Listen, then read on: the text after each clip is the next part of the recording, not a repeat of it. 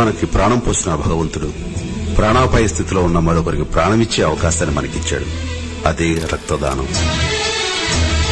అయితే ఈ అవకాశాన్ని మనలో ఎంతమంది ఉపయోగించుకుంటున్నాం? ఏ దానం చేయాలన్నా అది విద్య, విజ్ఞానం, డబ్బుతో ముడిపడి ఉంది. ఒక్క రక్తదానమే మంచి మనసుతో ముడిపడి ఉంది. రక్తదానం చేయండి, ప్రాణాలను నిలబెట్టండి.